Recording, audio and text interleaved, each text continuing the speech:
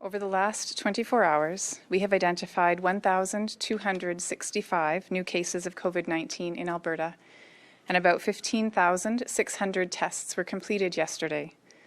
This means that our provincial positivity rate currently sits at about 8.1%, and we have 13,719 active cases.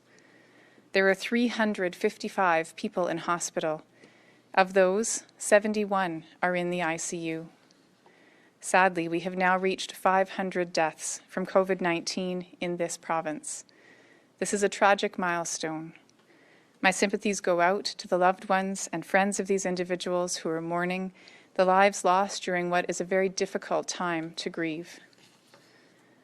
Though we have put new restrictions in place, I hope that everyone still seeks support, comfort, and help in ways that are also safe from COVID transmission risk. The daily rise in COVID-19 cases, as well as the growing number and extent of outbreaks in acute care facilities across the province, continues to be concerning.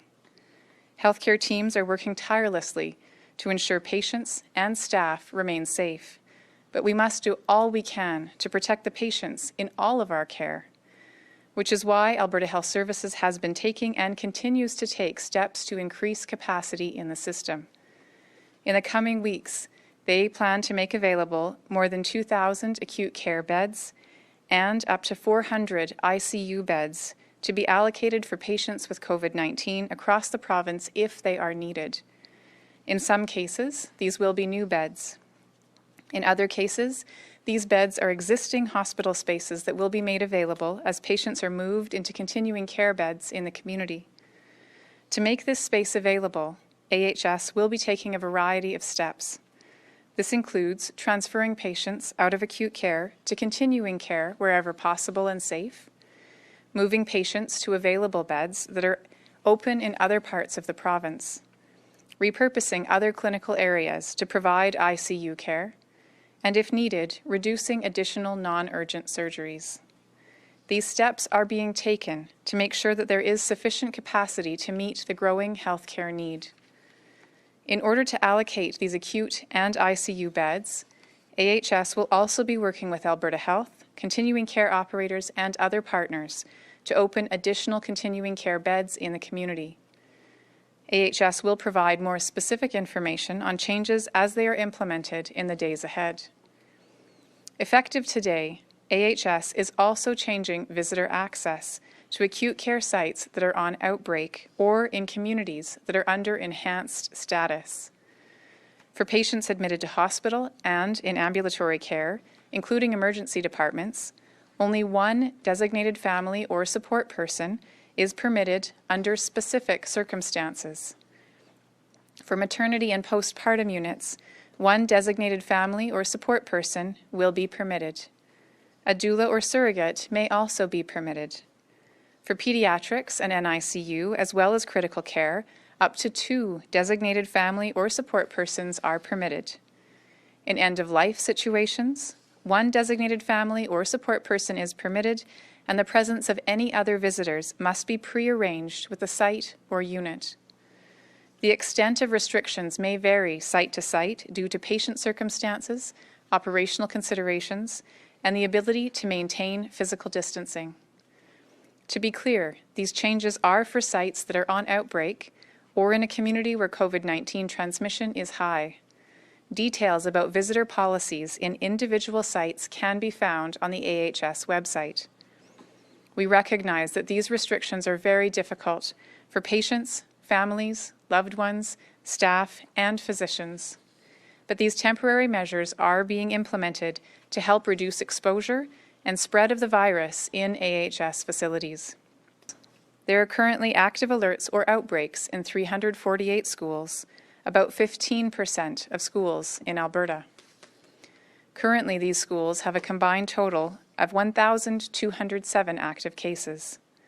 This number includes 179 schools with outbreaks, including 71 currently on the watch list. My thanks go out to all the many people who are working so hard to keep students, teachers, staff, and families safe. Yesterday, as you know, the government announced a number of restrictions that will impact not only students, but the majority of Albertans in one way or another. I know these are complex orders with many perspectives. People have asked about my role in them. Under the Public Health Act, as Chief Medical Officer of Health, I advise the government on its public health recommendations.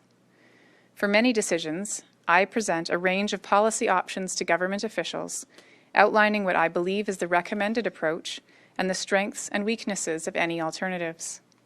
The final decisions are made by Cabinet. As I have said in the past, I have always felt respected and listened to, and that my recommendations have been respectfully considered by policymakers while making their decisions. I know that the new measures will be difficult for many, but our healthcare system is at a tipping point, and we cannot allow it to go over the edge. We need Albertans to do their part. We need Albertans to follow every measure, and I mean every measure. Just as we all need to work together to be successful, the restrictions in place are only successful if they all work together. Please do not ignore the measures that may seem inconvenient for you. We know that the full impacts of measures typically are seen at about that 3-week timeline, and we also know from, again, some of those multi-jurisdictional studies that I mentioned earlier, some of those indicate that about 60% of the impact of measures can be seen within the first week or so. So we will, of course, be watching very closely the data. We'll be watching our cases. We'll be watching the patterns that we are able to monitor. And so again, the 3-week timeline is the timeline at which point we will see the full impacts of the measures, but we can start seeing trends earlier than that, and we will be monitoring continuously. We won't be waiting for that 3-week mark before we do any monitoring.